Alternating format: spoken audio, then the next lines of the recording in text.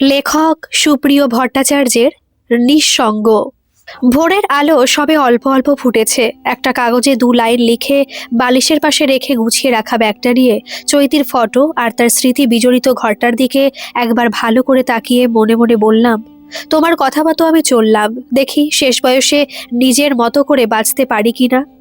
ঘর থেকে বেরিয়ে দরজা ভেজিয়ে দিয়ে অনেকদিন পর রাস্তায় এসে দ্রুত পায়ে হাঁটতে লাগলাম। ভেবেছিলাম মনের মাথায় এসে টোটো পেয়ে যাব, কিন্তু এত সকালে সেখানে কোনো টোটো না পেয়ে প্রায় 1.5 কিলোমিটার রাস্তা হেঁটে স্টেশনে এসে টিকিট কেটে ট্রেনের অপেক্ষা করতে লাগলাম। 6টা 40-এর মধ্যে শিয়ালদা স্টেশনে পৌঁছে বোর্ডে দেখলাম 7টা 20-তে মা তারা এক্সপ্রেস ছাড়বে। কোথায় যাব সেটা ঠিক না থাকলেও কি মনে হলো রামপুরহাটের একটা টিকিট কেটে নিলাম। ট্রেনটা যে প্ল্যাটফর্মে দিয়েছে সেখানে যেতে গিয়ে স্টেশনের কল থেকে চোখে মুখে জল দিয়ে মুখটা মুছতে মুছতে স্টল থেকে 1 প্যাকেট বিস্কুট নিয়ে ব্যাগের মধ্যে রেখে দাঁড়িয়ে থাকা ট্রেনটায় কম ভিড় দেখে একটা কম্পার্টমেন্টে উঠে পড়লাম। কম্পার্টমেন্টের মধ্যে জানলার ধারের সিটগুলো মাঝবয়সী আর ইয়াং ছেলেপিলেরা নিয়ে বসে আছে।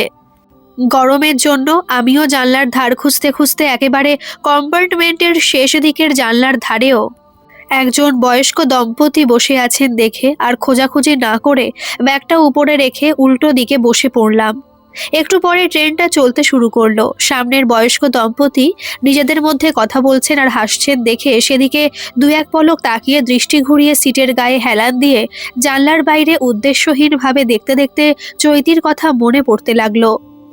চৈতি যে আমাকে কিভাবে আগলে রাখতো, আজ তার অবর্তমানে সেটা মর্মে মর্মে উপলব্ধি করতে পারি। মা মারা যাওয়ার পর সেদিন চৈতির যত্ন আর ভালোবাসা আমাকে মায়ের শোক থেকে টেনে বার করে নিয়ে এসেছিল, অথচ সেই চৈতি 34 বছর একসাথে কাটিয়ে না ফেরার দেশে যখন চলে গেল, তখন তার শোকে নাওয়া খাওয়া বন্ধ করে তার ছবির সামনে রাত দিন বসে থাকতাম। চৈতি বেঁচে থাকতে ছেলে মেয়ের মনের ইচ্ছা থাকলেও হয়তো কোনোদিন বলার সাহস পেত না, কিন্তু যেই সে গত হয়েছে তাদের বাবা শোকাচ্ছন্ন অবস্থায় থাকা সত্ত্বেও তাকে তাদের মায়ের মৃত্যুর শোকে থেকে টেনে বার না করে উল্টে তারা বুক ফুলিয়ে বারংবার তাদের বাবার উপর চাপ সৃষ্টি করতে থাকলো। ক্রমাগত ছেলে মেয়ের অত্যাচারে নিজেকে স্বেচ্ছায় সেদিন ঘরবন্দি করতে বাধ্য হয়েছিলাম। সেই সঙ্গে মনের দিক থেকেও ভেঙে পড়েছিলাম, কোনো কিছুই ভালো লাগতো না। ভাবতাম এরা আমার ছেলে মেয়ে। বাবাকে সান্ত্বনা না দিয়ে রিটায়ারমেন্টের পর পাওয়া টাকাগুলো কেন তাদের মধ্যে ভাগ করে দিচ্ছি না, সেটাই ছিল তাদের চাপ সৃষ্টি করার অন্যতম কারণ, যেটা আমার একদম ভালো লাগতো না। চৈতি চলে যাওয়ার পর থেকে শান্তি আর খুশি এই দুটো শব্দ আমার জীবন থেকে যেন হারিয়ে গিয়েছিল, অথচ এমনটা যে হবে সেটা আমি শ্যামল কখনো স্বপ্নেও ভাবিনি। চাকরি ইলেকশন দপ্তরে করতাম বলে অফিসে বসে কত ভিন্ন ধরনের মানুষের সাথে আলাপ হতো। সময়টা যেন কোথা দিয়ে কেটে যেত। অফিস থেকে বেরিয়ে বাজার করে বাড়িতে এসে চৈতির হাতের মুড়ি মাখা আর চা খেয়ে ছেলে মেয়েকে নিয়ে পড়াতে বসতাম। তারা এখন সব বড় হয়ে বিয়ে থা করে ছেলে মেয়ে মানুষ করছে। সবাই এখন খুব ব্যস্ত, শুধু আমি ছাড়া। রিটায়ার হবার 2 বছরের মাথায় স্ত্রী চৈতি মারা যাওয়ার পর থেকে মেয়ে রুমা অনেকবার বলেছিল, সঙ্গে নিয়ে যেতেও চেয়েছিল তাদের রাজপুরের বাড়িতে। তখন ছেলে আর বৌমা যেতে দেয়নি, যুক্তি দেখিয়েছিল ওখানে দিদির শ্বশুর শাশুড়ি ভাই বোন সবাই একসাথে থাকে, অতটা হইচইয়ের মধ্যে বাবার ভালো লাগবে না, অথচ আজ আমি নিঃসঙ্গ। ছেলে বৌমা দুজনে চাকরি করে, নাতি স্কুলে চলে যায়, আমাকে বাড়ি পাহারা দিতে হয়। ছেলের বউ আমার প্রতি উদাসীন হলেও বাড়িটা ছেড়ে কোথাও যেতে মন চায় না, কারণ প্রথমত নাতি আর দ্বিতীয়ত যে ঘরটায় আমি থাকি সেই ঘরটাতে আমার আর চৈতির ফুলশয্যা হয়েছিল 34 বছর আগে। পা রেখেছিলাম সংসার জীবনে, শুরু করেছিলাম ভালোবাসার বীজ বোনা আর একসাথে পথ চলা। চলেওছি, চলার পথে কখনো সখনো মান অভিমান হয়েছে ঠিকই, তবে ভালোবাসাটা উভয়েরই ছিল বলে সেটা ভাঙতে বা ভাঙাতে সময় লাগতো না। 3 বছর চৈতি আমাকে ছেড়ে চলে গেলেও ঘরটাতে ওর অজস্র স্মৃতি আজও ছড়িয়ে ছিটিয়ে আছে, যেগুলো আমি দেখি, আপন মনে কথা বলি, আবার গুছিয়ে রাখি। ছেলের বউ এসব দেখে মনে করে মা মারা যাওয়ার পর বাবার মাথা ঠিক নেই। চৈতির ছবির দিকে তাকিয়ে আপন মনে কথা বলি বলে ছেলে বৌমা বলে আমাকে ডাকলে বা কিছু বললে আমি নাকি শুনতে পাই না। হয়তো ওরা ঠিকই বলে, আমি তো সত্যি চৈতির সাথে কথা বলি, তাই হয়তো শুনতে পাই না। ছেলে আর বৌমা আমাকে একদম বাইরে বার হতে দেয় না, এমনকি নাতিটাকেও খুব একটা আমার কাছে আসতে দেয় না। আমি যতই বলি আমার কোনো অসুবিধা নেই, মর্নিং ওয়াক করব, দোকানে বাজারে যাব, তারা বলে কোনো দরকার নেই, তুমি ঘরেতেই থাকো। তোমার যদি কিছু লাগে বলো, এনে দিচ্ছি। হয়তো মেয়ের বাড়িতে গেলেও সেই একই ঘরবন্দি হয়ে থাকতে হবে। এখন আমার মাঝে মাঝে মনে হয়, আমি কি আমার স্বাধীন সত্তা হারিয়ে ফেলছি? নিজে কোনো ডিসিশন নিতে পারবো না। এই আমি ছোটবেলা টিউশনি পড়িয়ে দার্জিলিং, পুরী, দীঘা বেরিয়ে আসতাম। পরে চাকরি পেয়ে আসাম, ত্রিপুরা, মেঘালয় ঘুরে এসেছি। বিয়ের পর জানতে পারলাম চৈতিও বেড়াতে ভালোবাসে। শুরু হলো বছরে একবার করে পুজোর ছুটি পড়লেই বেরিয়ে পড়া। কোনোবার চার ধাম, তো কোনোবার দক্ষিণ ভারত, পরের বছর উত্তর ভারত, আবার তার পরের বছর কাশ্মীর করতে করতে চৈতি মারা যাওয়ার 2 বছর আগে আন্দামান ঘুরে এসেছিলাম। ব্যাস ওই পর্যন্তই, আর কোথাও যাওয়া হয়নি। চৈতি মারা যাওয়ার পর থেকে তো আমি স্বেচ্ছায় গৃহবন্দী, অথচ এরা মনে করে আমার নাকি মাথা খারাপ। না, শুধু মনে করে না, ধরেই নিয়েছে বলে চারিদিকে বলেও বেড়ায় আমার নাকি মাথা খারাপ। এই মাথা খারাপের নাম করে বাইরে বের হতে দেয় না, কারো সাথে মিশতেও দেয় না। কারণ বাইরে বেরিয়ে সত্যিটা যদি বলে দিই, বেশ বুঝতে পারছি পরিস্থিতি যে দিকে যাচ্ছে তাতে ভবিষ্যতে আমার স্থান পাগলাগারদে অথবা কোনো মানসিক হাসপাতালে হতে পারে। তাই ঠিক করেছি এখানে আর থাকবো না। এখান থেকে চলে যাব, তা না হলে এরা আমাকে এমনিতেই মানসিক রোগী বানিয়ে দেবে। এদের উদ্দেশ্য রিটায়ারমেন্টের পর যে টাকা পেয়েছি সেগুলো সব ছেলেকেই দিতে হবে। যদি মেয়েকে দিই সেই কারণে মেয়ের বাড়িতেও যেতে দেয় না। টাকাগুলো পাওয়ার পর চৈতির নির্দেশেই 15 লাখ টাকা ব্যাংকের সিনিয়র সিটিজেন স্কিমে ফিক্সড করেছি। ছেলেকে নমিনি রেখে বাকি 15 লক্ষ টাকাটা এলআইসিতে এককালীন ফিক্সড করে দিয়েছি মেয়েকে নমিনি রেখে। আর কিছু টাকা রেখেছি অসুখ বিসুখের জন্য, অথবা হঠাৎ কোনো কারণে দরকার হলে ব্যাংকের সেভিংস অ্যাকাউন্টে। তাছাড়া পেনশন আর ফিক্সড ডিপোজিটে রাখা টাকাগুলোর ইন্টারেস্ট পাই, সেগুলো জমা পড়ে ওই সেভিংস অ্যাকাউন্টে। তাই ব্যাগের মধ্যে স্মার্টফোনটা সুইচ অফ করে চার্জার সমেত রেখেছি। সঙ্গে রেখেছি চৈতির একটা ফটো, ব্যাংকের বই, চেকবুক, এটিএম কার্ড, আধার কার্ড, ভোটার কার্ড আর প্যান কার্ড। নগদ বলতে ছিল 9,832 টাকা। 732 টাকা পকেটে রেখে বাকি 9,100 টাকা ব্যাগের মধ্যে রেখে দিয়েছি। সঙ্গে নিয়েছি একটা ছোট টাওয়েল আর গামছা, পাজামা, পাঞ্জাবি পরি বলে 3 সেট ব্যাগের মধ্যে নিয়ে 1 সেট গায়ে দিয়ে বাড়ি থেকে বেরিয়ে পড়েছি। আপাতত এই ট্রেনে উঠলেও শেষ পর্যন্ত কোথায় যাব জানি না। তবে আমি সুস্থ সবল 66 বছরের একজন যুবক, আমার কোনো অসুবিধা নেই। আমি খোলা আকাশের নিচে থাকতে চাই, 4 দেওয়ালের মধ্যে নয়। কটা দিন বাঁচবো জানি না, তবে যেভাবে ছিলাম তিলে তিলে মরতে বসেছিলাম। প্রতিটা মানুষ স্বাধীন, কেউ কারোর কাছে দাসখত দিয়ে বসে নেই। অসুস্থ চৈতি হাসপাতালে থাকতে আমাকে বলেছিল, যদি আমি আর না ফিরি তুমি কখনো মাথা গরম করে ছেলে বউয়ের সাথে গলা উঁচিয়ে ঝগড়া করবে না, তাতে নিজের মান সম্মান বাড়ে না, কমে। যেদিন তোমার পোষাবে না সেদিন তুমি সব ছেড়ে যেদিকে ইচ্ছা চলে যাবে, কাউকে কৈফিয়ত দিতে হবে না। এত বড় দেশে কোথাও না কোথাও তোমার জায়গা হবে, যেখানে থাকবে মানুষের পাশে থাকবে, মাথা উঁচু করে থাকবে। খুব ভোরে বেরোবো বলে টেনশন খানিকটা ছিলই, তার উপর রাতে ঘুম ঠিক মতো না হওয়ায় বাইরের দিকে তাকিয়ে চৈতির কথা চিন্তা করতে করতে চোখ দুটো জড়িয়ে এসেছিল। কিছুক্ষণের জন্য ঘুমিয়ে পড়েছিলাম। হকারদের চেঁচামেচিতে ঘুমটা যখন ভাঙলো, দেখলাম নৈহাটি ছেড়ে ট্রেন বেরিয়ে যাচ্ছে। একজন হকার জল বিক্রি করতে করতে আমাদের সামনে এলে তাকে একটা জলের বোতল দিতে বলে 100 টাকার নোট বার করে দিলাম।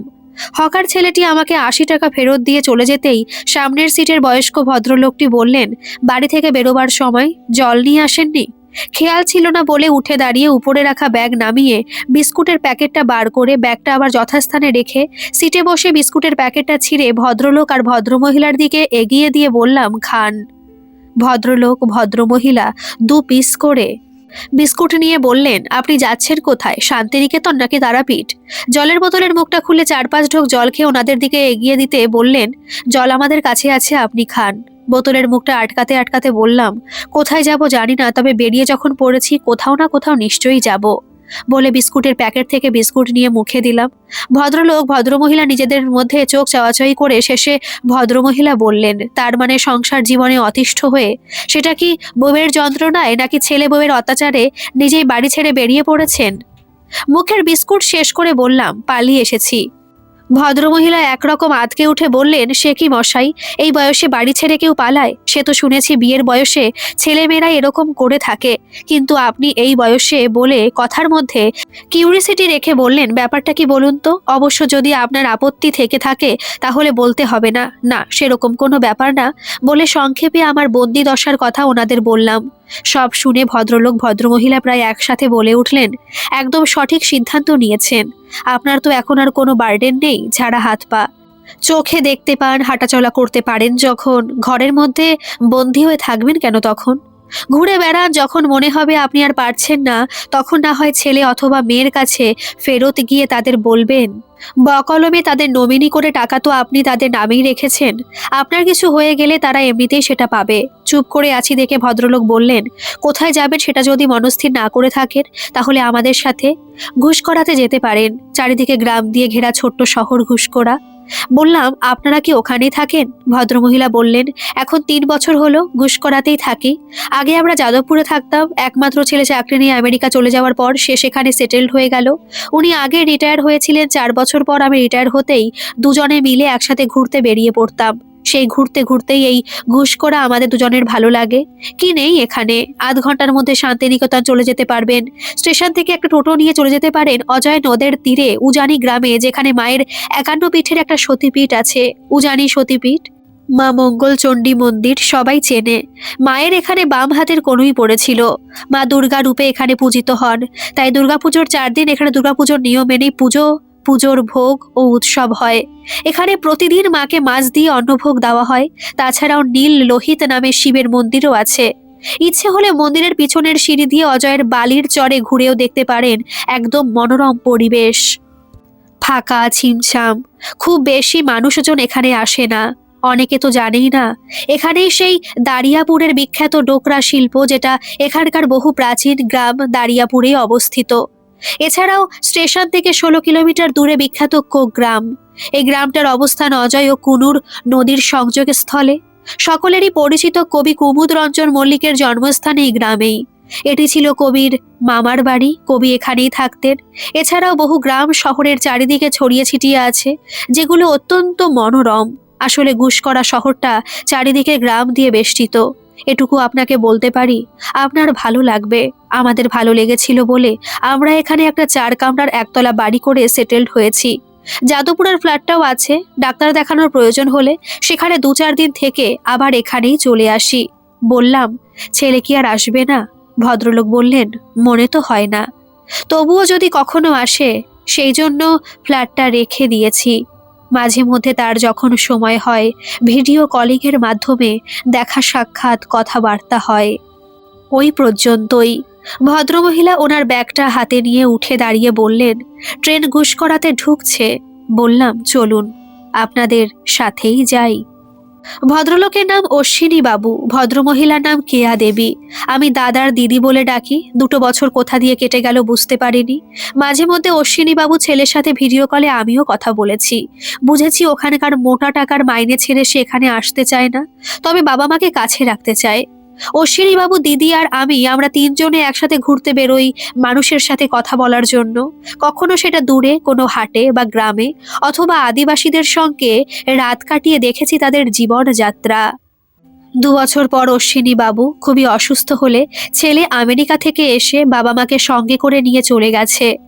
দিদি যাওয়ার আগে বলে গিয়েছিলেন, শ্যামল, ছেলের সাথে কথা বলো। বাড়ি থেকে চলে আসার পর থেকে তো আর কথা বলনি। সে জানবে কি করে তুমি আদৌ বেঁচে আছো না মরে গেছো? তুমি যদি মনে করো এখানেই থাকবে তাহলে থাকো, তবে ছেলের সাথে যোগাযোগটা রেখো। হয়তো এতদিনে তোমার ছেলে নিশ্চয়ই খানিকটা পাল্টিয়েছে। দিদির কথা শুনে ছেলেকে ফোন করেছিলাম, কথাও বলেছিলাম। উত্তরে ছেলে বলেছিল, আমাদের বাবা কাগজে লিখে গিয়েছিল তাকে যেন খোঁজ না করি, আর আমরা যেন ভালো থাকি। আমরা ভালো আছি। আমাদের বাবা 2 বছর আগে মারা গেছে। আমাদের কোনো বাবা নেই বলে ফোনটা কেটে দিয়েছিল। দিদি এখানে নেই, তাই জানতে পারলেন না ছেলেটা আমার কতটা পাল্টিয়েছে। দেখতেও পেলেন না একজন হতভাগ্য বাবার চোখের জল। চৈতির ফটোর সামনে দাঁড়িয়ে 2 চোখে জল নিয়ে বলতে লাগলাম, তুমি আমাকে ক্ষমা করো। আমি বোধহয় একজন হতভাগ্য বাবা, যে তার সন্তানদের ঠিকমতো মানুষ করতে পারিনি, যে কারণে সন্তানের মুখ থেকে একজন বাবাকে তার নিজের কানে শুনতে হয় সে জীবিত থেকেও তাদের কাছে মৃত। গল্পটি কেমন লাগলো অবশ্যই কমেন্ট করে জানাবেন, আর ভালো লাগলে একটা সাবস্ক্রাইব করে আমার পাশে থাকবেন। ধন্যবাদ।